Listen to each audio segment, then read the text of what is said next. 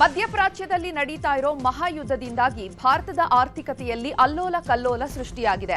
Hormuz ಜಲಸಂಧಿ ಬಂದ್ ಆಗಿರೋದ್ರಿಂದ ಭಾರತಕ್ಕೆ ಬರಬೇಕಿದ್ದ 30% ಎಲ್ಪಿಜಿ ಸಿಲಿಂಡರ್ ಸರಬರಾಜು ಆಗ್ತಾ ಇಲ್ಲ.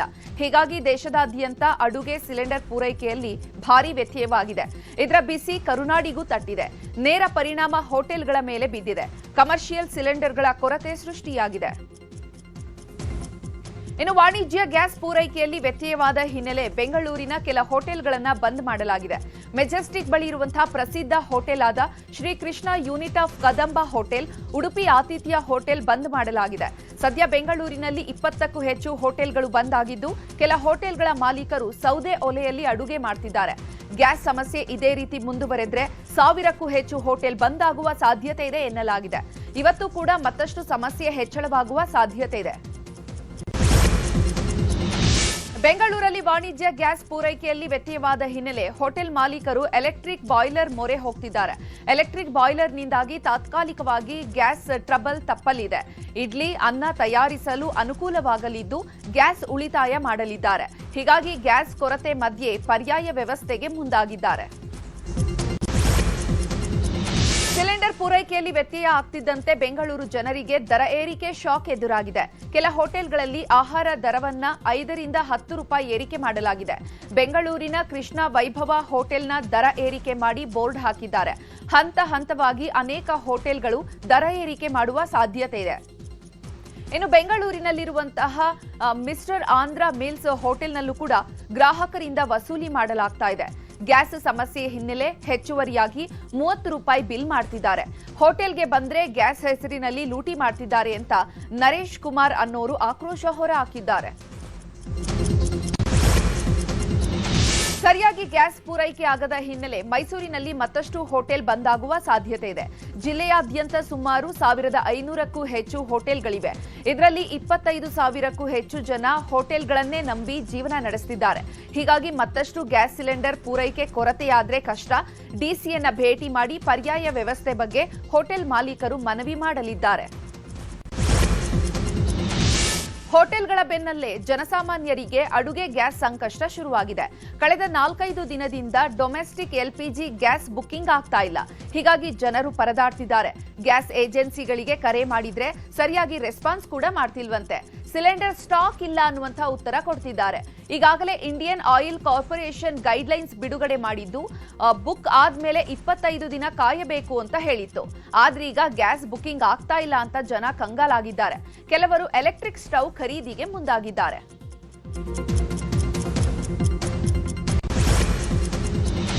ಇನ್ನು ಈ ಗ್ಯಾಸ್ ಸಮಸ್ಯೆ ದೇವಸ್ಥಾನ, ಮದುವೆ ಮಂಟಪಗಳಿಗೂ ಕೂಡ ತಟ್ಟಿದೆ.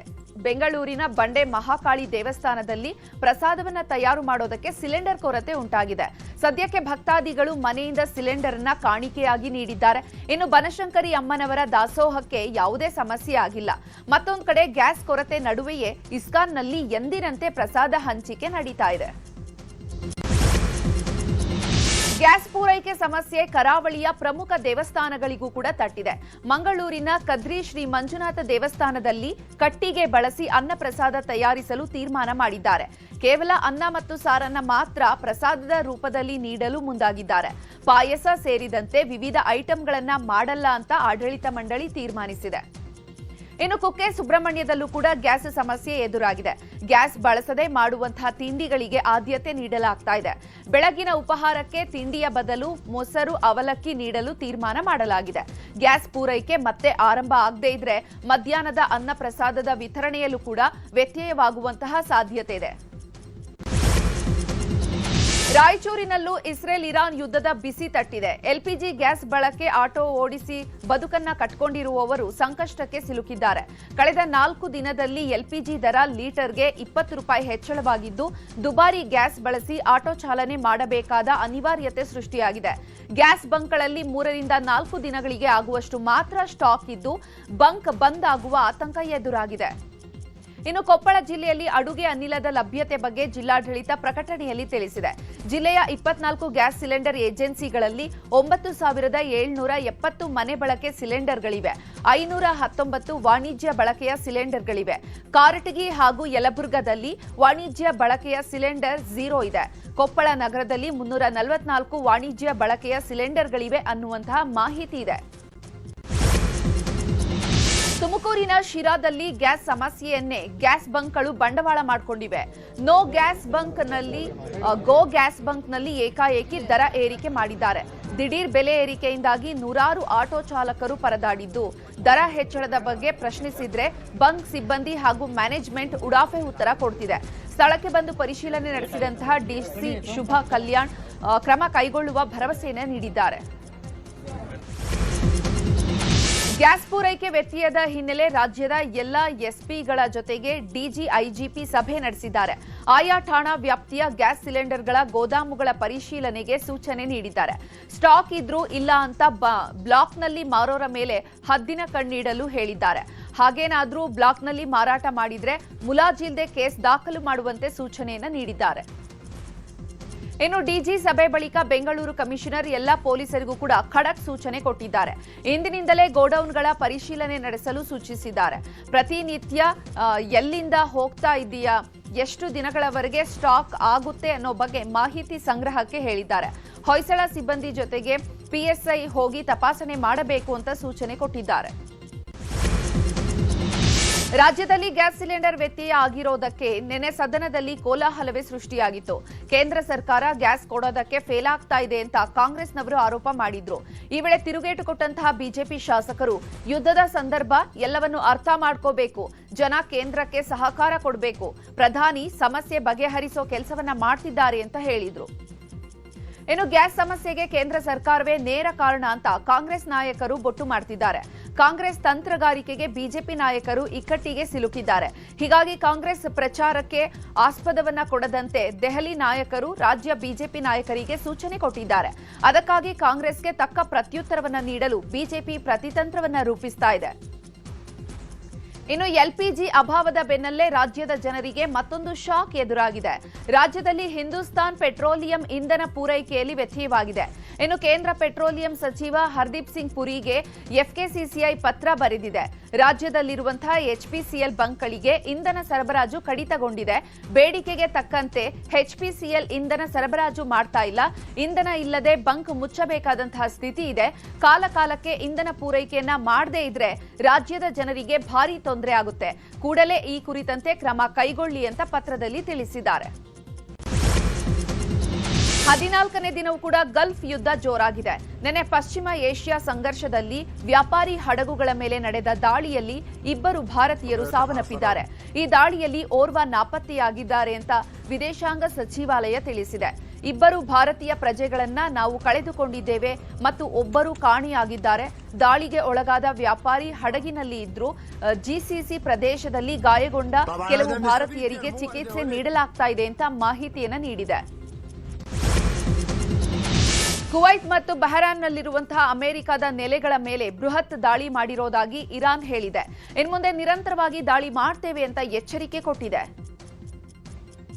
ಇನ್ನು ಹರ್ಮುಜ್ ಜಲಸಂಧಿಯಲ್ಲಿ ಥಾಯ್ ಧ್ವಜ ಇದ್ದ ಸರಕು ಹಡಗಿನ ಮೇಲೆ ಇರಾನ್ ದಾಳಿ ನಡೆಸಿದೆ. ಹಡಗಿಗೆ ಹಾನಿಯಾಗಿದ್ದು ಹಡಗಿನಲ್ಲಿದ್ದ 23 ಸಿಬ್ಬಂದಿಯನ್ನ ರಕ್ಷಿಸಲಾಗಿದೆ. 3 ನಾಪತ್ತೆಯಾಗಿದ್ದಾರೆ. ಯುಎಇನ ಖಲೀಫಾ ಬಂದರಿನಿಂದ ಭಾರತದ ಕಾಂಡ್ಲಾ ಬಂದರಿಗೆ ತೆರಳುವಾಗ ಈ ದಾಳಿ ನಡೆದಿದೆ. ಇನ್ನು ಖಮೇನಿ ಹತ್ಯೆ ಬಳಿಕ ಇಸ್ರೇಲ್ ದಾಳಿಯಲ್ಲಿ ನೂತನ ನಾಯಕ ಮುಜ್ತಬಾ ಖಮೇನಿ ಗಂಭೀರವಾಗಿ ಗಾಯಗೊಂಡಿದ್ದಾರೆ ಅನ್ನುವಂತಹ ಸುದ್ದಿ ಹರಿದಾಡ್ತಾ ಇತ್ತು. ಇದೀಗ ಮುಜ್ತಬಾಗೆ ಯಾವುದೇ ಗಾಯಗಳಾಗಿಲ್ಲ, ಸುರಕ್ಷಿತವಾಗಿದ್ದಾರೆ ಅಂತ ಇರಾನ್ ಅಧ್ಯಕ್ಷರ ಪತ್ರ ಸ್ಪಷ್ಟನೆಯನ್ನ ಕೊಟ್ಟಿದೆ. ಇರಾನ್ ಮೇಲೆ ಅಮೆರಿಕ, ಇಸ್ರೇಲಿ ತಮ್ಮ ದಾಳಿಯನ್ನ ತೀವ್ರಗೊಳಿಸಿವೆ. ಇನ್ನು ಇರಾನ್ ರಾಜಧಾನಿ ಟೆಹರಾನ್ ರಾತ್ರಿ ಭಾರೀ ದಾಳಿಯನ್ನ ನಡೆಸಲಾಗಿದೆ. ಆಸ್ಪತ್ರೆಗಳು, ಜನವಸತಿ ಕಟ್ಟಡಗಳನ್ನ ಗುರಿಯಾಗಿಸಿ ದಾಳಿ ನಡೆಸಲಾಗಿದೆ. ಟೆಹರಾನ್ ನಗರದ ವಿಡಿಯೋವನ್ನ ಇರಾನ್ನ ರೆಡ್ ಕ್ರೆಸೆಂಟ್ ಸೊಸೈಟಿ ಬಿಡುಗಡೆ ಮಾಡಿದೆ. ಇರಾನ್ ಮೇಲೆ ದಾಳಿ ಮಾಡೋದಕ್ಕೆ ಅಲ್ಲಿ ಏನೂ ಉಳಿದಿಲ್ಲ, ನಾನು ಯಾವಾಗ ಬೇಕಾದರೂ ಯುದ್ಧವನ್ನ ಕೊನೆಗೊಳಿಸಬಹುದು ಅಂತ ಅಮೆರಿಕ ಅಧ್ಯಕ್ಷ ಡೊನಾಲ್ಡ್ ಟ್ರಂಪ್ ಹೇಳಿದ್ದಾರೆ. ನಾವು ಗುರಿ ಇಡೋದಕ್ಕೆ ಅಲ್ಲಿ ಇನ್ನೇನು ಕೂಡ ಉಳಿದಿಲ್ಲ, ಹೀಗಾಗಿ ಶೀಘ್ರದಲ್ಲೇ ಯುದ್ಧ ಮುಕ್ತಾಯಗೊಳ್ಳುತ್ತೆ ಎಂದಿದ್ದಾರೆ. ಮಧ್ಯಪ್ರಾಚ್ಯದಲ್ಲಿ ಸಂಘರ್ಷ ತೀವ್ರಗೊಂಡಿರೋ ಬೆನ್ನಲ್ಲೇ ಉತ್ತರ ಕೊರಿಯಾದ ಕ್ರೂಸ್ ಕ್ಷಿಪಣಿಗಳ ಪರೀಕ್ಷಾ ಉಡಾವಣೆ ನಡೆಸಲಾಗಿದೆ. ಉತ್ತರ ಕೊರಿಯಾದ ನಾಯಕ ಕಿಮ್ ಜಾಂಗ್ ಉನ್ ಮೇಲ್ವಿಚಾರಣೆಯಲ್ಲಿ 5,000 ಟನ್ ತೂಕದ ವಿಧ್ವಂಸಕ ನೌಕೆಯಿಂದ ಕ್ಷಿಪಣಿಗಳ ಉಡಾವಣೆ ಮಾಡಲಾಗಿದೆ. ಬಜೆಟ್ ಅಧಿವೇಶನದ ಹಿನ್ನೆಲೆ ಕಾಂಗ್ರೆಸ್ ಶಾಸಕಾಂಗ ಸಭೆ ನಡೆಸಲಾಯಿತು. ಈ ವೇಳೆ ವಿಪಕ್ಷಗಳನ್ನು ಕಟ್ಟಿಹಾಕುವ ಬಗ್ಗೆ ಶಾಸಕರಿಗೆ ಸಿಎಂ ಪಾಠ ಹೇಳಿದ್ದಾರೆ. ನನ್ನ ಬಜೆಟ್ ಜನಪರ, ಈ ಬಗ್ಗೆ ಬಿಜೆಪಿಯವರಿಗೆ ಕೌಂಟರ್ ಕೊಡಿ, ಕೇಂದ್ರ ಅನುದಾನ ಕಡಿತದ ಬಗ್ಗೆ ಪ್ರಸ್ತಾಪ ಮಾಡಿ, ಅಂಕಿಅಂಶಗಳ ಸಮೇತ ಬಿಜೆಪಿಗೆ ತಿರುಗೇಟು ಕೊಡಿ ಅಂತ ಶಾಸಕಾಂಗ ಪಕ್ಷದ ಸಭೆಯಲ್ಲಿ ಸಿಎಂ ಸಿದ್ದರಾಮಯ್ಯ ಶಾಸಕರಿಗೆ ಸೂಚನೆ ನೀಡಿದ್ದಾರೆ. ಇನ್ನು ಸಿಎಲ್ಪಿ ಸಭೆಯಲ್ಲಿ ಅನುದಾನಕ್ಕಾಗಿ ಶಾಸಕರು ಪಟ್ಟು ಹಿಡಿದಿದ್ದು, ನಮ್ಮ ಕ್ಷೇತ್ರಗಳಿಗೆ ಅನುದಾನ ನೀಡಿ ಅಂತ ಹಲವರು ಒತ್ತಾಯಿಸುತ್ತಿದ್ದಾರೆ. ನಿಮ್ಮದೇ ಸರ್ಕಾರ ಇದೆ, ಅನುದಾನ ಎಲ್ಲಿ ಅಂತ ಜನ ಕೇಳ್ತಿದ್ದಾರೆ. ಘೋಷಣೆಯಾದ ಹಣಕ್ಕೂ ಕೂಡ ಅಲೆದಾಡುವಂತಾಗಿದೆ. ದಯವಿಟ್ಟು ಹಣ ಬಿಡುಗಡೆ ಮಾಡಿ ಅಂತ ಶಾಸಕರು ಮನವಿ ಮಾಡಿದ್ದಾರೆ. ಇದೇ ವೇಳೆ ಅನುದಾನಕ್ಕೆ ತೊಂದರೆಯಾಗಲ್ಲ ಅಂತ ಸಿಎಂ ಭರವಸೆ ನೀಡಿದ್ದಾರೆ. ಇನ್ನು ಕಾಂಗ್ರೆಸ್ ಶಾಸಕಾಂಗ ಪಕ್ಷದಲ್ಲಿ ಕೋಲಾರದ ಬಂಗಾರಪೇಟೆ ಶಾಸಕ ಎಸ್ಎನ್ ನಾರಾಯಣಸ್ವಾಮಿ ಹಾಗೂ ಶೃಂಗೇರಿ ಶಾಸಕ ರಾಜೇಗೌಡ ನಡುವೆ ಮಾತಿನ ಚಕಮಕಿ ನಡೆದಿದೆ. ಸಭೆಯಲ್ಲಿ ಐಎಎಸ್ ಅಧಿಕಾರಿ ರಾಜೇಂದ್ರ ಕುಮಾರ್ ಕಟಾರಿಯ ವಿರುದ್ಧ ಎಸ್ಎನ್ ನಾರಾಯಣಸ್ವಾಮಿ ಆಕ್ರೋಶ ಹೊರಹಾಕಿದ್ರು. ಪ್ರಭಾವಿಗಳ ಮಾತನ್ನ ಕೇಳಿ ನನಗೆ ಅಧಿಕಾರಿ ಕಿರುಕುಳ ಕೊಡ್ತಿದ್ದಾರೆ, ಅಧಿಕಾರಿ ವಿರುದ್ಧ ಕ್ರಮ ಕೈಗೊಳ್ಳಬೇಕು ಅಂತ ಆಗ್ರಹಿಸಿದ್ದಾರೆ. ನಾರಾಯಣಸ್ವಾಮಿ ಮಾತಿಗೆ ಶೃಂಗೇರಿ ಶಾಸಕ ರಾಜೇಗೌಡ ಟಾಂಗ್ ಕೊಟ್ಟಿದ್ದು, ಕಟಾರಿಯ ಒಳ್ಳೆ ಆಫೀಸರ್ ಇದ್ದಾರೆ, ಇದರಿಂದಾಗಿ ಮತ್ತಷ್ಟು ಕೆರಳಿದಂತಹ ನಾರಾಯಣಸ್ವಾಮಿ ನಿಮ್ಗೇನ್ರಿ ಗೊತ್ತು, ನೋವು ಕೊಟ್ಟಿರೋ ನೋಟಿಸ್ ನಿಮ್ಗೆ ತೋರಿಸ್ಲಾ ಅಂತ ಪರಸ್ಪರ ಗಲಾಟೆ ಮಾಡಿಕೊಂಡಿದ್ದಾರೆ. ಕೋಲಾರ ಜಿಲ್ಲೆಯ ಮಾಲೂರು ನಗರದಲ್ಲಿ 700 ಕೋಟಿ ವೆಚ್ಚದಲ್ಲಿ ಫ್ಲೈಓವರ್ ನಿರ್ಮಾಣಕ್ಕೆ ರಾಜ್ಯ ಸರ್ಕಾರ ಮುಂದಾಗಿದೆ. ಇದಕ್ಕೆ ಬಿಜೆಪಿ ಜೆಡಿಎಸ್ ನಾಯಕರು ಮತ್ತು ಕೆಲ ವರ್ತಕರು ವಿರೋಧ ವ್ಯಕ್ತಪಡಿಸಿದ್ದಾರೆ. ಮಾಲೂರು ನಗರದಲ್ಲಿ ಜಾಥಾ ನಡೆಸಿ ತಹಶೀಲ್ದಾರ್ಗೆ ಮನವಿ ಸಲ್ಲಿಸಿ ಫ್ಲೈಓವರ್ ಕಾಮಗಾರಿ ನಿಲ್ಲಿಸಬೇಕು ಅಂತ ಸರ್ಕಾರಕ್ಕೆ ಒತ್ತಾಯಿಸಿದ್ದಾರೆ. ಇದಕ್ಕೆ ಕೌಂಟರ್ ಕೊಡಲು ಇಂದು ಮಾಲೂರು ನಗರದಲ್ಲಿ ಕಾಂಗ್ರೆಸ್ ನಾಯಕರು ಬೃಹತ್ ಪ್ರತಿಭಟನೆ ಹಮ್ಮಿಕೊಂಡಿದ್ದಾರೆ. ಬೆಳಿಗ್ಗೆ 10:30ಕ್ಕೆ ಕಾಂಗ್ರೆಸ್ ಭವನದಿಂದ ಮಾಲೂರು ತಹಶೀಲ್ದಾರ್ ಕಚೇರಿಯವರೆಗೂ ಕಾಲ್ನಡಿಗೆ ಜಾಥಾ ಹಮ್ಮಿಕೊಂಡಿದ್ದಾರೆ. ಬಳಿಕ ತಾಲೂಕು ಕಚೇರಿ ಎದುರು ಪ್ರತಿಭಟನೆ ಮಾಡಿ ಫ್ಲೈಓವರ್ ಕಾಮಗಾರಿ ಯಾವುದೇ ಕಾರಣಕ್ಕೂ ನಿಲ್ಲಿಸಬಾರದು ಅಂತ ಒತ್ತಾಯಿಸಲಿದ್ದಾರೆ. ಬಿಕ್ಲು ಶಿವ ಕೊಲೆ ಕೇಸಲ್ಲಿ ಜೈಲು ಸೇರಿದ ಶಾಸಕ ಭೈರತಿ ಬಸವರಾಜ್ ಜಾಮೀನು ಭವಿಷ್ಯ ಇಂದು ನಿರ್ಧಾರ ಆಗಲಿದೆ. ವಾದ ಪ್ರತಿವಾದ ಆಲಿಸಿರುವಂತಹ ಜನಪ್ರತಿನಿಧಿಗಳ ಸ್ಪೆಷಲ್ ಕೋರ್ಟ್ ಆದೇಶ ಕಾಯ್ದಿರಿಸಿತ್ತು. ಇವತ್ತು ಆದೇಶ ಪ್ರಕಟಿಸಲಿದೆ. ಭೈರತಿಗೆ ಜಾಮೀನು ಸಿಗುತ್ತಾ ಅಥವಾ ಜೈಲೇ ಫಿಕ್ಸ್ ಆಗುತ್ತಾ ಅನ್ನುವಂತಹ ಕುತೂಹಲ ಇದೆ. ಬೇಸಿಗೆ ಆರಂಭಕ್ಕೂ ಮುನ್ನವೇ ರಾಜ್ಯದ ಹಲವೆಡೆ ಕುಡಿಯುವ ನೀರಿನ ಅಭಾವ ಉಂಟಾಗಿದೆ. ಬೀದರ್ ಜಿಲ್ಲೆ ಬಸವ ಕಲ್ಯಾಣ ತಾಲೂಕಿನ ಬಗದೂರಿ ಗ್ರಾಮದಲ್ಲಿ ನೀರಿನ ಸಮಸ್ಯೆ ಉಂಟಾಗಿದ್ದು, ಗ್ರಾಮಸ್ಥರು ಆಕ್ರೋಶ ವ್ಯಕ್ತಪಡಿಸಿದ್ದಾರೆ. ಖಾಲಿ ಕೊಡ ಹಿಡಿದು ಗ್ರಾಮ ಪಂಚಾಯಿತಿ ಕಚೇರಿಗೆ ಮುತ್ತಿಗೆ ಹಾಕಿ ಪ್ರತಿಭಟನೆ ನಡೆಸಿದ್ದಾರೆ. ಕಳೆದ ಹಲವು ದಿನಗಳಿಂದ ಕುಡಿಯುವ ನೀರಿನ ಪೂರೈಕೆ ಸಂಪೂರ್ಣವಾಗಿ ಸ್ಥಗಿತಗೊಂಡಿದೆ. ನೀರಿಗಾಗಿ ಕಿಲೋಮೀಟರ್ ಗಟ್ಟಲೆ ನಡೆದುಕೊಂಡು ಹೋಗುವಂತಹ ಪರಿಸ್ಥಿತಿ ನಿರ್ಮಾಣವಾಗಿದೆ ಅಂತ ಕಿಡಿಕಾರಿದ್ದಾರೆ. ಕಡಲೆ ಖರೀದಿ ಕೇಂದ್ರ ಆರಂಭಕ್ಕೆ ಒತ್ತಾಯಿಸಿ ಧಾರವಾಡ ಜಿಲ್ಲೆ ಕುಂದಗೋಳ ತಹಶೀಲ್ದಾರ್ ಕಚೇರಿ ಎದುರು ಪ್ರತಿಭಟನೆ ಮಾಡಲಾಗಿದೆ. ರೈತ ಸಂಘಟನೆಯ ಪ್ರತಿನಿಧಿಗಳು ಮತ್ತು ಕರವೇ ಕಾರ್ಯಕರ್ತರು ಪ್ರತಿಭಟಿಸಿ ತಹಶೀಲ್ದಾರ್ಗೆ ಮನವಿ ಸಲ್ಲಿಸಿದ್ದಾರೆ. ಕೂಡಲೇ ಖರೀದಿ ಕೇಂದ್ರ ಆರಂಭ ಮಾಡಬೇಕು, ಬೆಂಬಲ ಬೆಲೆಯೊಂದಿಗೆ ಖರೀದಿ ಪ್ರಕ್ರಿಯೆಯನ್ನು ನಡೆಸಬೇಕು ಅಂತ ಒತ್ತಾಯಿಸಿದ್ದಾರೆ. ಚಿಕ್ಕಬಳ್ಳಾಪುರ ಶಾಸಕ ಪ್ರದೀಪ್ ಈಶ್ವರ್ ಚುನಾವಣೆಗೂ ಮುನ್ನ ನೀರಾವರಿ ಹೋರಾಟಗಾರರ ಜೊತೆ ಸಾಕಷ್ಟು ಸಂಪರ್ಕ ಹೊಂದಿದ್ರು. ಆದರೆ ಚುನಾವಣೆ ಗೆದ್ದ ಬಳಿಕ ಒಂದು ಸಭೆಯನ್ನು ಮಾಡುವ ಯೋಗ್ಯತೆ ಇಲ್ಲ. ಇದು ನಾಚಿಕೆಗೇಡಿನ ಸಂಗತಿ ಅಂತ ಕರ್ನಾಟಕ ರೈತ ಜನಸೇನಾ ರಾಜ್ಯಾಧ್ಯಕ್ಷೆ ಸುಷ್ಮಾ ಶ್ರೀನಿವಾಸ್ ಕಿಡಿಕಾರಿದ್ದಾರೆ. ಚಿಕ್ಕಬಳ್ಳಾಪುರದಲ್ಲಿ ಮಾತನಾಡಿದ ಅವರು, ಕಲಾಪದಲ್ಲಿ ಮಾತನಾಡುವ ಅವಕಾಶ ಸಿಕ್ಕಾಗ ಸಮಸ್ಯೆಗಳ ಬಗ್ಗೆ ಮಾತನಾಡಿಲ್ಲ, ಹಗ್ಗ ಕೊಡಿ ಬೀಗ ಕೊಡಿ ಅಂತ ನಗೆಪಾಟಿಲಿ ಆಗ್ತಿದ್ದಾರೆ ಅಂತ ಕಿಡಿಕಾರಿದ್ದಾರೆ. ಮನೆಯೊಂದರಲ್ಲಿ ಮಾದಕ ದ್ರವ್ಯ ಮಾರಾಟ ಮಾಡ್ತಾ ಇದ್ದ 4 ಅರೆಸ್ಟ್ ಮಾಡಲಾಗಿದೆ. ದಕ್ಷಿಣ ಕನ್ನಡ ಜಿಲ್ಲೆಯ ಬಂಟ್ವಾಳದ ನೇರಳಕಟ್ಟೆಯ ಇಂದಿರಾನಗರ ಎಂಬಲ್ಲಿ ಈ ಘಟನೆ ನಡೆದಿದೆ. ಆರೋಪಿಗಳಾದ ಅಶ್ರಫ್ ಜಿ ಮತ್ತು ಹರ್ಫೀಜ್ ಯಾನೆ ಅಪ್ಪಿ ಮತ್ತು ಅಫ್ಘಾನ್ ಮತ್ತು ಅಶ್ರಫ್ ಎನ್ನುವವರನ್ನ ವಿಟ್ಲ ಠಾಣೆ ಪೊಲೀಸರು ಬಂಧಿಸಿದ್ದಾರೆ. ಬಂಧಿತರಿಂದ 1,79,700 ರೂಪಾಯಿ ಮೌಲ್ಯದ ಎಂಡಿಎಂಎಯನ್ನು ವಶಕ್ಕೆ ಪಡೆದಿದ್ದಾರೆ.